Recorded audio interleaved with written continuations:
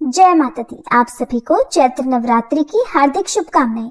चैत्र नवरात्रि इस बार साल 2025 में 9 दिन की नहीं बल्कि 8 दिन की होने वाली है और मान्यता है कि इस अवधि में अगर सच्चे भाव से मां भगवती की उपासना की जाए तो न केवल जीवन में सुख समृद्धि बल्कि घर परिवार और करियर में भी बहुत अच्छे परिणामों की प्राप्ति होती है।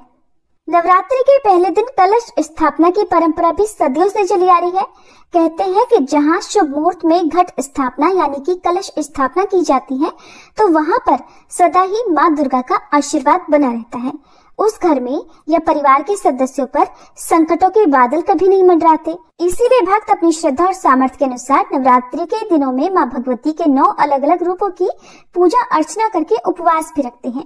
तो चलिए आपको बताते हैं इस बार चैत्र नवरात्रि कब से प्रारंभ होगी, कब समाप्त होगी, अष्टमी और नवमी तिथि कब रहेगी और कलश स्थापना का शुभ मुहूर्त क्या रहेगा। इस बार तिथियों की गड़बड़ के कारण आपके मन में ये प्रश्न भी जरूर होगा कि नवरात्रि में किस दिन किस देवी माँ की पूजा की जाएगी और अष्टमी और नवमी तिथि क्या इस बार एक ही दिन पड़ रही है या फिर अलग अलग दिन में अपने मुहूर्त के अनुसार ही पूजा की जाएगी। साल 2025 में चैत्र नवरात्रि प्रारंभ होंगी 30 मार्च दिन रविवार से और चैत्र नवरात्रि व्रत समाप्त होंगे 6 अप्रैल दिन रविवार को, यानी कि रविवार के दिन से ही व्रत प्रारंभ होंगे। और जब भी रविवार के दिन से व्रत प्रारंभ होते हैं तो ऐसे में माँ दुर्गा की सवारी हाथी माना जाता है। दिनों के आधार पर माता की सवारी निर्धारित होती है और हाथी पर आगमन बहुत ही शुभ संकेत देता है।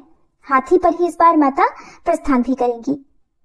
प्रतिपदा तिथि 29 मार्च दिन शनिवार को शाम 4:28 से प्रारंभ होगी और प्रतिपदा तिथि समाप्त होगी 30 मार्च दिन रविवार को दोपहर 12:49 पर। प्रतिपदा तिथि में कलश की स्थापना हमेशा शुभ मुहूर्त में करनी चाहिए और कलश स्थापना का शुभ मुहूर्त रहेगा सुबह 6:13 से 10:22 तक। इसके अलावा अभिजीत मुहूर्त को भी कलश स्थापना के लिए बहुत ही उत्तम मुहूर्त माना जाता है, जो कि दोपहर 12:01 से 12:50 तक रहेगा।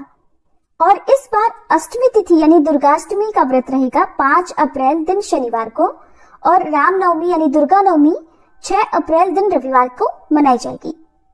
कलश विसर्जन, दुर्गा विसर्जन और नवरात्रि व्रत का पारणा किया जाएगा 7 अप्रैल दिन सोमवार को। दशमी तिथि 6 अप्रैल दिन रविवार को शाम 7:24 से प्रारंभ होकर अगले दिन यानी 7 अप्रैल सोमवार को रात 8 बजे तक समाप्त होगी।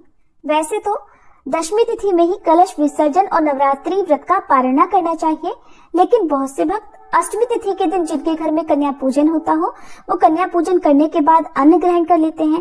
तो कुछ लोग नवमी तिथि के दिन कन्या पूजन करके अन्न ग्रहण कर लेते हैं और फिर नवमी तिथि को ही शाम के समय सूर्यास्त से पहले पहले कलश विसर्जन भी कर लेते हैं। ऐसे में अगर हो सके तो आपको दशमी तिथि के दिन ही माता की चौकी हटानी चाहिए। कलश का विसर्जन भी दशमी तिथि को ही करना चाहिए। अगर बात करें इस बार नवरात्रि में किस दिन किस देवी माँ की पूजा की जाएगी तो इस बार जैसा कि आप जानते ही हैं 30 मार्च से नवरात्रि प्रारंभ होगी, तो इस दिन तो घट स्थापना और माँ शैलपुत्री की पूजा की जाएगी।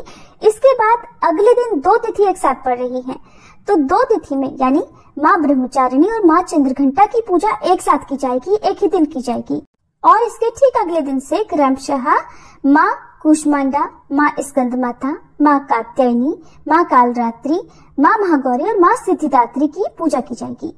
अगर आप नवरात्रि के व्रत रखते हैं तो इस बात का आपको विशेष ध्यान देना है कि नवरात्रि में केवल और केवल दूसरे दिन 2 देवियों की पूजा एक साथ की जाएगी। बाकी आपको लगातार जिस क्रम से पूजा करनी होती है उसी क्रम से करनी होगी। अष्टमी तिथि 4 अप्रैल शुक्रवार की रात 8:13 से प्रारंभ होगी और जिसकी समाप्ति अगले दिन यानी 5 अप्रैल शनिवार को शाम 7:26 पर होगी।